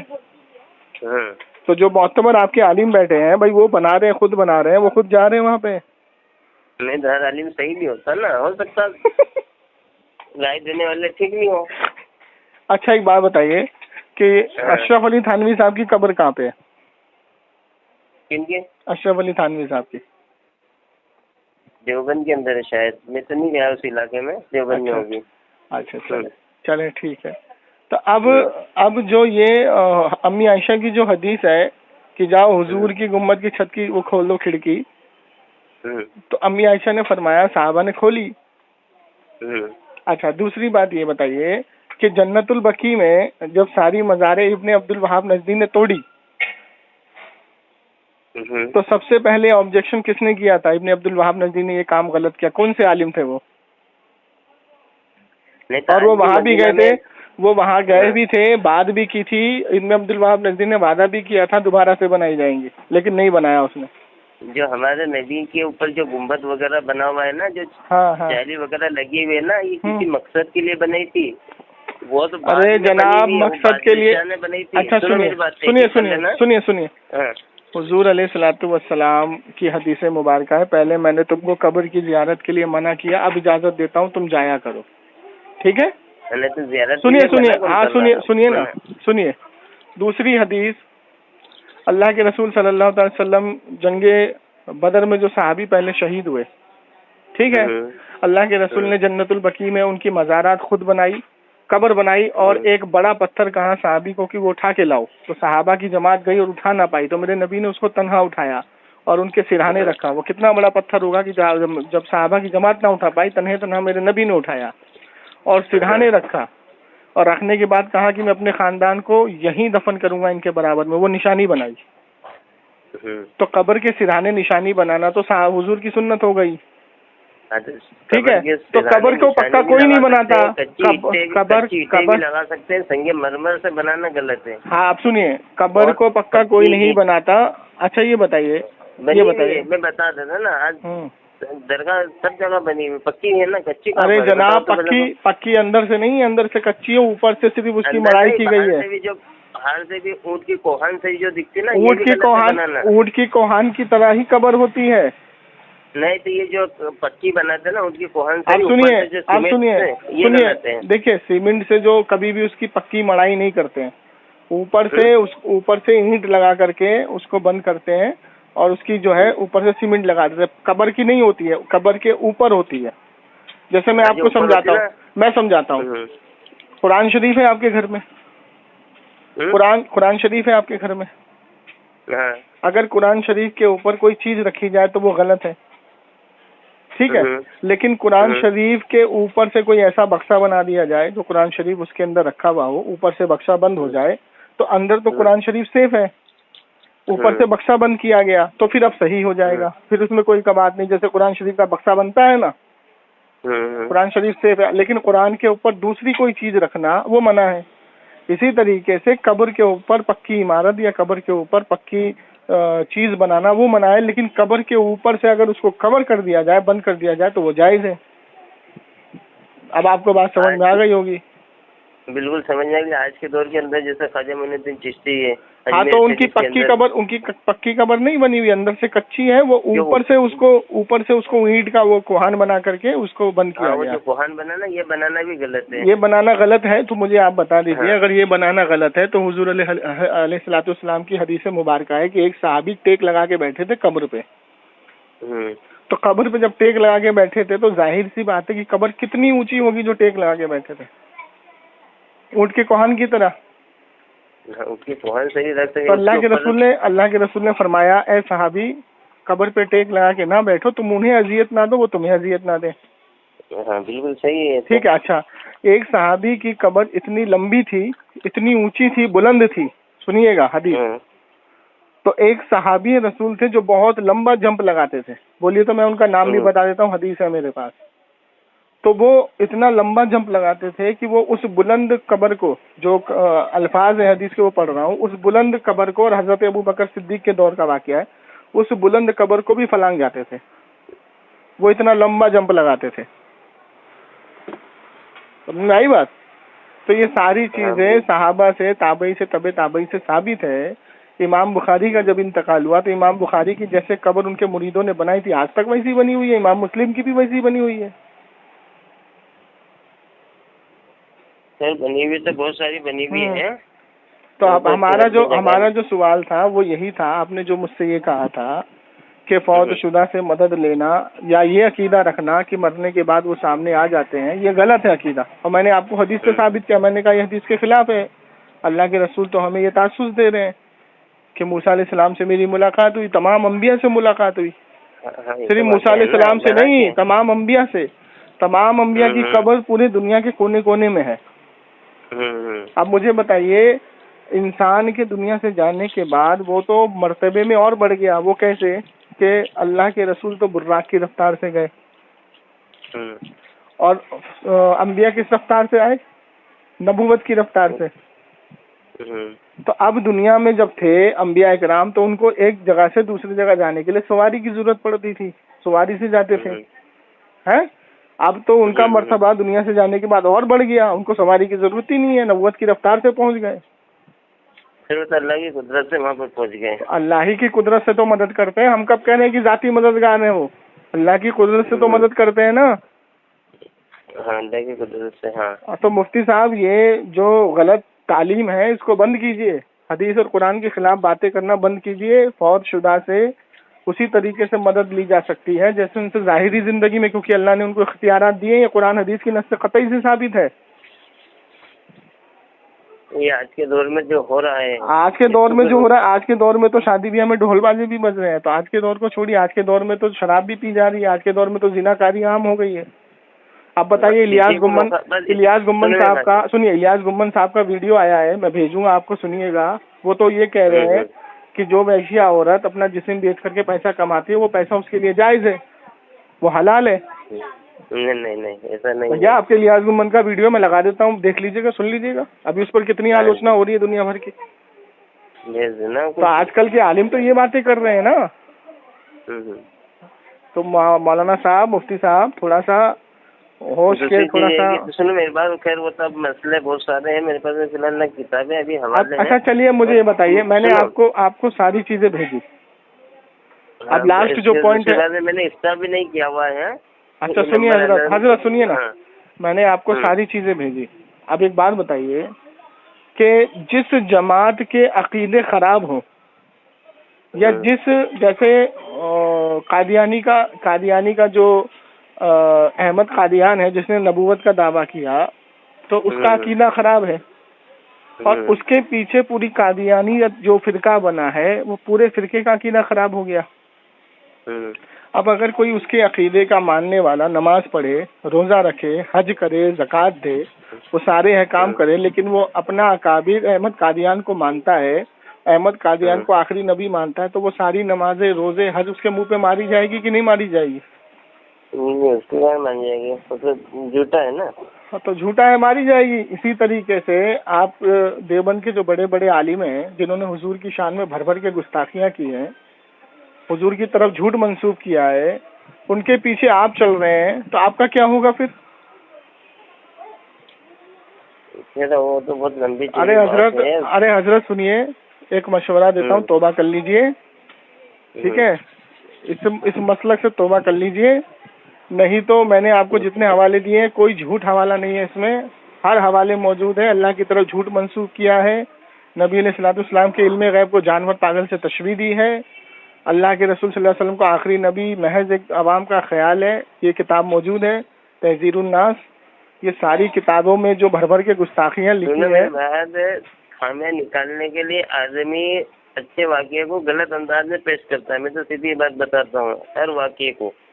अरे हर वाक्य को कैसे गलत पेश करे? आपके सामने तक़वियतुल ईमान की इबारत मौजूद है, एक दिन मैं भी मर के मिट्टी में मिलने वाला हूँ। ये हदीस आई नहीं, तो हुजूर की तरफ झूठ मंसूब हुआ कि नहीं हुआ?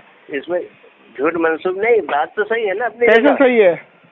कैसे सही है? हुजूर मर के मिट्टी में मिल गए, माज़अल्लाह याज़िल्लाह, हुजूर मर के मिट्टी में मिल गए, ये कीदा है तुम्हारा? मकसद उनका यही फरमाने का है कि जिस तरह मैं कह रहा हूँ, नहीं मैं कह रहा हूँ हुजूर मर के मिट्टी में मिल गए, ये आपका कीदा है? आप ऐसा बोल सकते हैं अपनी मुँह से?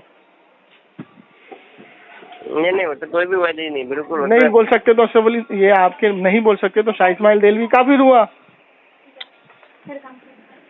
और उस काफिर को आपने उसकी पक्की कब्र बना के उसको वहां दावत देने बुलाने की और उसको शहीद का लक़ब दे दिया।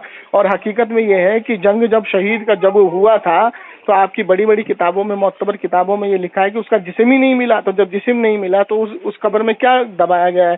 किसको दबाया गया है?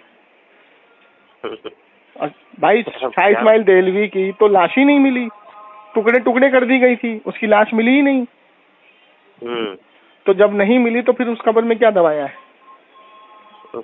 कोई भी नहीं जाता ना उस जगह। पक्की कब्र बना के वहाँ वजीफे किए जा रहे हैं, मुफ्ती तकी उस्मानी से लेकर के, और मुफ्ती बड़े बड़े आपके वहाँ जा रहे हैं, और आप कह रहे कोई नहीं जाता। जनाब तौबा कर लीजिए, तौबा कर लीजिए, ये मसला के देवबंद से तौबा कर लीजिए। सीधी ये बात है कि आज के दौर में जो हो रहा है इसको कैसे अंदाज से देखते हैं? क्या हो रहा है? जो मजार के ऊपर गले चढ़ाए जा रहे हैं, उसका चढ़ावा खाया जा रहा है। देखिए मैं बताऊं आपको, पहली बात तो ये है कि मैंने आपको शुरू में कहा था कि मसलक चलता है आलिमों से। हाँ, इनको कैसा रोका जाएगा? तो उनको रोकने के लिए उनको समझाया जाएगा, नहीं समझेंगे छोड़ दिया जाएगा। जिस तरीके से शादी ब्याह में जो ढोल बाजा बज रहा है उनको समझाया जाता है, वो नहीं समझते, छोड़ दिया जाता है। क्या किया जाएगा उनको रोकने के लिए? देखिए उनको रोकने के लिए वही काम किया जाएगा कि बयानात किए जाएंगे, तकरीर की जाएगी, महफिलें लगाई जाएंगी, उनको समझाया जाएगा। मजार पे जाने से सुनो, बयान क्या कैसा? अच्छा एक बात और बता दीजिए, एक बात और बता दीजिए, मजार पर औरतों का जाना कैसा है? मजार पे औरतों का जाना कैसा है? बिल्कुल नाजायज है। और जो लिखे कि जाना चाहिए जायज है, उस पर क्या हुक्म आएगा?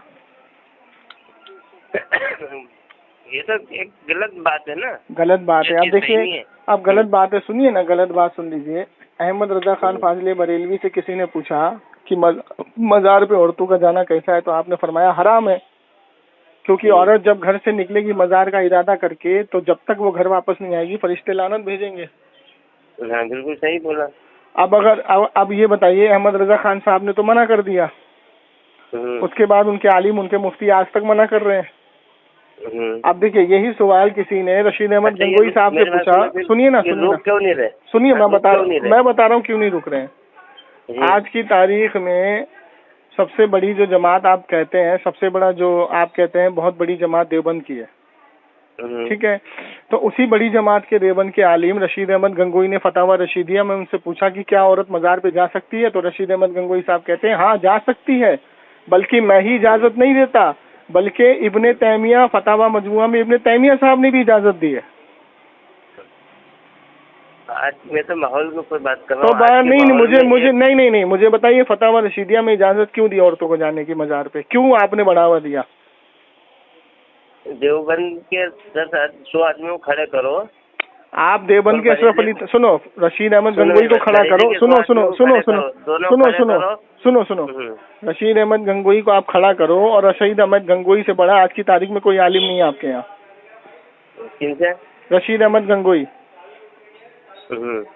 रशीद अहमद गंगोई साहब से किसी ने सवाल किया कि क्या औरत को मज़ार पे जाना या ले जाना जायज़ है? कहता बिल्कुल जायज़ है, ले जा सकते हो, बल्कि ये मैंने ही जायज़ नहीं लिखा, इब्ने तैमिया ने फतवा मजमुआ में भी जायज़ लिखा। एक जुमले को बात पकड़ के मसला नहीं, मैं अभी एक दो बात यार। अब अशरफ अली सुनिए, अशरफ अली थानवी, कासिम नानोती, रशीद अहमद गंगोई इजाजत दे रहे हैं जाने की, और हम मना कर रहे हैं, तो उल्टा इल्जाम आप हम ही पे डाल रहे हैं। अल्लाह की पनाह यार, कैसे लोग हैं आप।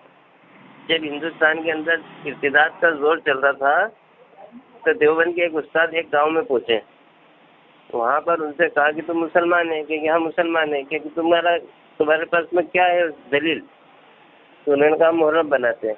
क्या बनाते हैं? उन्होंने मुहर्रम बनाते हैं। कुछ नहीं करते मुहर्रम के अलावा, कुछ नहीं करते। तो मुहर्रम पे तो अभी सुनिए, मुहर्रम पे तो हमारे जितने मुफ्ती हैं, यहाँ तक के सूफी कलीम रिजवी साहब ने अभी मुनाजरे का चैलेंज किया है इन हसमती बसमतियों को, जो अपने आप को नाम निहाद हसमती कहते हैं, कि ताजिया बनाना, मुरव्वज़ात, ढोल बजाना, औरतों को घुमाना, इस पर उन्होंने मुनाजरे का चैलेंज बतौर तहरीर किया है वॉइस के साथ, कि तुम बैठो, सुनो बात सुनो, तुम बैठो मेरे सामने, इसको जायज साबित करके दिखाओ, ये हराम है तो हराम है। और मसलके देवबंद से किसी की ऐसी हिम्मत नहीं हुई जो इन रावजियों से बैठ के मुनाजरे करे। तो मना तो हम कर रहे हैं, हम तो इनको चैलेंज कर रहे हैं, हम तो इनसे मुनाजरे के लिए बिठा रहे हैं, हम तो हर चीज कर रहे हैं, और आप इल्जाम हम ही पे डाल रहे हो। जबकि राफजी और मौलाई जो नया फिरका ईजाद हुआ है, राफजी और मौलाई कब्जा करके बैठे हैं मज़ारों पर, अजमेर पर, बड़ी बड़ी मज़ारात पर, साबिर पाक पर, वारिस पाक की मज़ारात पर, और ये लोग ढोल ताशा कव्वाली, औरतों को बुलाना और वहाँ पे बस फेली कर रहे हैं। तो आप हमारे साथ मिलकर उनसे लड़ते क्यों नहीं है? हाँ, तो ये मौलाना का जवाब सुन लो मेरे हाथ। बताइए, एक तकरीर मुझे बता दीजिए अपने आलिम की, मुझे निकाल के यूट्यूब से दे दीजिए कि किसी ने उनको मुनाजरे का चैलेंज किया हो या उनको कहा हो सीना ठोक करके। नहीं, ये फालतू बहस में पढ़ते भी नहीं। फालतू बहस में क्यों पढ़ेंगे आप लोग? तो और इल्जाम हम पे डाल रहे हैं कि क्यों मना क्यों नहीं करते हो, उल्टा इल्जाम डाल रहे हैं आप हमारे ऊपर, और कह रहे हैं हम फालतू बहस में पढ़ते भी नहीं है। ये बताइए, वसीम रिजवी ने जब अम्मी आयशा रज़ियल्लाहु ताला अन्हा की शान में गुस्ताखी की थी, एक देवबंदी निकल के आया था सामने? एक ने भी उसके खिलाफ कार्रवाई नहीं की, जबकि हम लोगों ने कार्रवाई की। सलमान अजहरी साहब ने कार्रवाई की, हजरत सूफी कलीम रिजवी साहब ने कार्रवाई की, फारूक खान रिजवी साहब ने कार्रवाई की, सब ने कार्रवाई की उसके ऊपर, सब ने कार्रवाई की, कोई नहीं है। और हर जगह, हर जगह, हर मोहल्ले में सुनिए आप क्या करते हैं, आपके अरशद मदनी साहब क्या करते हैं, दिवाली में जा करके गैर मुस्लिमों के साथ बैठ करके दिवाली की मिठाइयाँ खाते हैं, मसलके देवबंद में बुलाते हैं, उनको दावत देते हैं, ठीक है, उनके स्टेट पे जाते हैं, उनके स्टेट पे जा करके अल्लाह और रोम को एक बता देते हैं, उनके स्टेट पे जा करके राम और कृष्ण को अल्लाह का नबी बता देते हैं, है ना। अभी महमूद मदनी का क्या फतवा आया है, आपने देखा? क्या फतवा महमूद मदनी का? कि किताब हिंदुज़म, सुनिए, किताब हिंदुज़म में कासिम नानोतवी ने लिखा है, जब मैंने उनकी तालीमात को पढ़ा तो मैंने उसमें पढ़ा कि ये तो अल्लाह के नबी हैं, राम कृष्ण। तो बिल्कुल उसमें कोई दो राय नहीं है। माज़अल्लाह, मतलब ये नबी है अल्लाह के, कृष्ण और राम जो है। पुरानी तहकीकात उन्होंने ये नहीं दावा नहीं किया है, दावा किया है भाई उन्होंने नहीं, दावा नहीं किया, बिल्कुल झूठ है। देखिए, हमारा किसी धर्म से कोई झगड़ा नहीं, हम सबको एक लेके चलते हैं, मैं खुद कह रहा हूँ ना, सबको बराबर लेके चलते हैं। लेकिन आप उल्टा इल्जाम हम पे क्यों डाल रहे हैं आप लोग? अच्छा, इसको झूठ भी नहीं कह सकते, हो सकता नबी हो सकता कि नहीं? अच्छा, एक मिनट रुक जाइए। हो सकता है कि हो सकता है कि दारुल उलूम के जितने आलिम सब जिनाकार हो सकता है कि वो चोरी भी करते हो सकता है कि उन्होंने 5-5 10-10 शादियां कर करके और बदफेली की हो सकता है का क्या मतलब होता है? हम किसी पे इल्जाम नहीं लगा सकते। तो आप कैसे इल्जाम नहीं लगा सकते? तो हो सकता है कैसे आप बोल रहे हैं? हो सकता है तो बहुत कुछ हो जाएगा फिर। जनाबे मन सुनिए, मुफ्ती साहब सुनिए ना, देखिए, बात जितनी निकालेंगे उतनी होंगी और उतनी बातों में आप फंसते चले जाएंगे। मेरा आपसे मशवरा ये है, सुनिए, मेरा मशवरा ये है, आपने मुझसे किताबें मांगी, मैंने दे दी, अब मेरा काम हो गया, हिदायत देना अल्लाह का काम है और हिदायत पर चलना आपका काम है। अगर आप चलेंगे तो अल्लाह हिदायत देगा।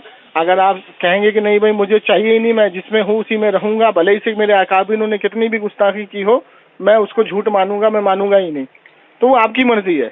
मेरा काम हो गया, मैंने आपको भेज दिया, सारे हवाले दे दिए, समझना समझो, नहीं समझना मत समझो। लेकिन आज के बाद आप जो बयानात या तकरीर करो, तो मेरा नंबर आपको किसी ने, आपका नंबर मुझे किसी ने इसीलिए दिया था कि जो आपने बयानात किए थे गैरुल्लाह से मदद मांगने पर, इसलिए मैंने आपसे बात की है। ये झूठी मनगढ़ंत तकरीरें बयान मत करिए, क्योंकि मदद मांगना और वसीला मदद सब आपके घर से साबित है। इतनी किताबें हैं कि आपके पास अगर लेकर के पहुंचा जाए तो आप उसका जवाब नहीं दे पाएंगे मस्जिद के अंदर, आपकी खामखा थूथू हो जाएगी और जो लोग आपको थोड़ा बहुत मानते हैं वो भी नहीं मानेंगे जी। वो तो खैर बहुत बात का मसला तो तौबा कर लीजिए, तौबा कर लीजिए, अभी भी वक्त है, तौबा का दरवाजा खुला है, मेरा काम हो गया, ठीक है। आजकल आवाम मेन बात है, सबसे पहले ही आवाम जो गलत रास्ते पे जा रही, इनको आवाम सही रास्ते पे जाएगी या नहीं जाएगी, आवाम से दीन नहीं चलता, आवाम से दीन और शरीयत नहीं चलती, आलिम से दीन और शरीयत चलती है। आलिम अगर आवाम को, सुनिए, आलिम अगर आवाम को गलत तालीम देगा और उस गलत तालीम पे अगर आवाम चल पड़ी, जैसे बहुत से आलिम आज की तारीख में कहते हैं ताजिया और ढोल बजाना जायज है, तो आवाम उसके ऊपर चल पड़ी, तो गुनाहगार आवाम भी हो गई और गुनाहगार वो आलिम भी हो गए। सुनिए ना, बात तो सुनिए ना, बनाना ढोल बजाना हराम है, तो ये हराम आप कह रहे हैं, मेरी बात थोड़ी देर के लिए सुनिए, कह रहे गलत है ना, हराम है। हाँ, अब किसी भी गाँव में उठा के देख लो कि सबसे ज्यादा कौन करता है? अरे जनाबे मन तो करते हैं कि जमात, सुनिए, सुन्नी किसको कहते हैं? सुन्नी तो सुन्नी बात। अब मुझे, हाँ, तो अब मुझे बताइए, मसलके देवबंद में चलने वाला आदमी अगर वो शराब पिए, जुआ खेले, ढोल ताशा बजाए, नाच गाना करे, बदफेली करे, ठीक है, बदकारी करे, तो उसको मसलके देवबंद का कहेंगे आप? बिल्कुल नहीं कहेंगे। तो फिर आप उसका अमल हमारे पे क्यों डाल रहे हैं? जब वो ऐसा शख्स जो ढोल बजाए, ताशा बजाए, औरतों को पर्दा घुमाए, बदफेली करे, ठीक है, तो उसको आप सुन्नी कैसे कह सकते हैं भाई? मेरा कहने का मकसद ये कि आज 100 आदमी उठाओ सुन्नी और तो, अरे जिसने शराब की बोतल को हाथ में लिया हो, सुनो, जिसने शराब की बोतल को हाथ में ले रखा हो और वो शराब पी रहा हो और कोई गैर मुस्लिम आपके पास आए, मौलाना साहब आप शराब नहीं पीते? तो नहीं, हम मुसलमान हैं, शराब नहीं पीते। अरे देखो वो भी तो मुसलमान है, शराब पी रहा है, तो आप उस वक्त उसको क्या बोलेंगे? ज्यादा खराबी किधर रही है, मैं वो बताओ तो। नहीं, खराबी कहीं भी नहीं है। खराबी ये है कि जब से मसलके देवबंद ने ये किताबें गलत सलत लिखी और जो ये अकीदे फैलाए हैं ना, यहीं से खराबी शुरू हुई है। इससे खराबी शुरू हुई, लेकिन आवाम किसकी बिगड़ रही है? आवाम को देखो ना, आवाम तो देखिए, नमाज नहीं पढ़ता, आलिम कहते हैं नमाज पढ़ो, जाहिल नमाज नहीं पढ़ता। आलिम कहते हैं रोजा रखो, जाहिल रोजा नहीं रखता। आलिम कहते हैं ढोल मत बजाओ, जाहिल मानता नहीं, ठीक है। तो मुझे बताइए सूरह बकरा में अल्लाह ताला ने क्या फरमाया? क्यों नहीं करते बैठ के? सुनिए ना, क्यों नहीं करते कि अरे तो ऐसा अकीदा बनाया जाए कि अरे जनाब सुनिए, ये बताइए, आदम अलैहिस्सलाम का सगा बेटा काफिर हुआ कि नहीं हुआ? तो आपका क्या, एक मिनट, नहीं, काफिर हुआ, आदम अलैहिस्सलाम का बेटा काफिर हुआ। तो क्या आपको ये लगता है कि आदम अलैहिस्सलाम ने नहीं समझाया होगा? काफिर हुआ, तो मतलब आपका ये अकीदा है कि आदम अलैहिस्सलाम ने उनको नहीं समझाया होगा? माज़अल्लाह, कहाँ से अकीदे बना के लाते हो आप? अच्छा ये बताइए, नूह अलैहिस्सलाम का बेटा काफिर हुआ कि नहीं हुआ? वो तो है, काफिर हुआ। तो क्या आपको लगता है कि नूह अलैहिस्सलाम जो नबी थे, उन्होंने उनको नहीं समझाया होगा? फिर भी नहीं माना। इसी तरीके से आलिम समझाते, नहीं मानते सामने वाले, तो क्या आलिम पे थोड़ी टिकड़ा फोड़ देंगे आप? आजकल का तो माहौल ये है, सुनिए, आजकल का तो माहौल ये है कि 10 जाहिल मिल करके इमाम साहब पे तान कर देते हैं। इमाम साहब आपने नमाज पढ़ाई ना, तो आपने ये सूरत ना सही से नहीं पढ़ाई, अच्छी आवाज में नहीं पढ़ाई है। इमाम साहब आपने ना नमाज में आपका पैर ना थोड़ा आगे पीछे हो गया। जाहिल इमाम के ऊपर तान कर रहे हैं। बिल्कुल कर रहे हैं। तो यही तो हुजूर की पेशन गोई थी ना कि आखिरी जमाने में इल्म वाले जो होंगे, जो इल्म रखते होंगे, अल्लाह ताला उनको सबसे पहले उठाएगा। और देखिए बड़े बड़े आलिम दुनिया से रुखसत हो रहे हैं, समझे नहीं समझे? तो आवाम का अकीदा, आप ये मत बोलिए कि हम नहीं समझाते। हम तो जितना समझाते हैं ना, हम लोग जितना उनको डांटते हैं, फटकारते हैं ना, उतना तो क्या बताऊं, मसला के देवबंद वाले अगर खड़े हो जाए ना जगह जगह तो वो बंद हो जाए, लेकिन वो खड़े नहीं होते हैं। हाँ, नहीं तो देवबंद मसला के देवबंद के अंदर तो अल्लाह का शुक्र है, कोई ऐसा अल्लाह का शुक्र ही तो नहीं है ना। मसला के देवबंद पे तो अल्लाह की लानत बरस रही है, शुक्र कहाँ है? जिस जगह पर मेरे नबी की गुस्ताखी हो, जिस जगह पर मेरे नबी के इल्म को जानवर पागल से तशबीह दी गई हो, जिस जगह पर ये लिखा जाए, जिस जगह पर ये लिखा जाए कि नबी मर के मिट्टी में मिल गए, जिस जगह पर सिराते मुस्तकीम किताब लिखी जाए, जिस जगह पर तक़वियतुल ईमान में ये लिखा जाए कि नमाज में नबी के ख्याल को लगा देना कि गोया गधे और खच्चर से बदतर है, हुजूर के ख्याल को नमाज में लगा देना, उससे अच्छा है कि बीवी से मुजाविहत का ख्याल लगा दे तो नमाज हो जाएगी। जिस जगह पे ये बातें लिखी जाए उस जगह पे तो अल्लाह की लानत बरस रही है, और उसको आप कह रहे हैं कि अल्लाह का शुक्र है। अल्लाह का शुक्र नहीं, अल्लाह की लानत है। ये पुरानी बातों को, पुरानी बातें क्यों? पुरानी बातें, किताबें तो अभी भी छप रही हैं, पुरानी बातें कहाँ से आ गई? पुरानी बातें हैं तो फिर सारी हदीसों को छोड़ दीजिए, पुरानी बातें हैं। पुरानी बातें हैं तो कुरान को छोड़ दीजिए, 1400 साल पुरानी बातें हैं, काहे के लिए कुरान पढ़ते हैं? उससे पुरानी बातें तो छोड़ दीजिए, सहाबा की बातें छोड़ दीजिए, बहुत पुरानी हो गई। हुजूर की बातें छोड़ दीजिए, नबी की बातें बहुत पुरानी हो गई। अभी नई बातें करिए और नया दीन ले आइए। क्या उसूल बनाते हैं आप लोग, वाह। चलिए मुफ्ती साहब, मेरा काम हो गया, मानना ना मानना आपका काम है, रखता हूँ फोन। ठीक है, चलो ठीक है, आपने जब सवाल किया ठीक है। अब ठीक है, गौर फिक्र करिए। देखिए मुझे कोई वो तो नहीं है आपसे जाती झगड़ा, आप गौर फिक्र करिए इस चीज पर। गौर फिक्र करेंगे तो हो सकता है अल्लाह ताला हिदायत दे। गौर फिक्र करिए, किताबें मैंने भेज दी हैं, पढ़िए, उसकी तहकीक कीजिए, बाकी आपकी मर्जी। हाँ बिल्कुल तहकीक करेंगे, कोई दिक्कत नहीं है, कोई दिक्कत नहीं। और भी जितनी किताबें हैं सारी भेज देता हूँ, सब तहकीक करिए। मैं भी तहकीक करूँगा और आप भी अपने तहकीक। अल्हम्दुलिल्लाह मैं तहकीक कर चुका हूँ, अल्हम्दुलिल्लाह तहकीक करके आपसे बात कर रहा हूँ। अल्हम्दुलिल्लाह सुम्मा अल्हम्दुलिल्लाह। बड़े बड़े मुफ्तियों से, आलिमों से बात करी है मैंने देवबंद के। मैं आपको बात कर रहा हूँ ना, सुनिए मोहतरम, अगर आपको किताबें चाहिए आप मकतब जाइए, किताबों के नाम बताए जाते हैं, खरीदिए। अगर आपके पास पैसा नहीं तो पैसा हम देते हैं। नहीं कोई जरूरत नहीं, चलो सब हो तो फिर खुद खरीदिए, मैं भेज रहा हूँ, सारे स्कैन भेज रहा हूँ आपको, सारी चीजें भेज रहा हूँ, सब अपने मंजरे आम पर रख करके, और ठंडे दिल से सोचिए। बात खत्म हो गई, इतनी बात करने की जरूरत ही नहीं है। ठीक है, असल में आपका मसला क्या है, एक बात को कहाँ से ले जाके कहाँ जोड़ना। अल्हम्दुलिल्लाह मैंने कुछ मसले नहीं जोड़े, मैंने कोई मसले नहीं जोड़े मोहतरम, मैंने सिर्फ किताबों पे बात की है। चलिए ठीक है, रखता हूँ मैं, रखता हूँ। हाँ ठीक है रखिए, है ना।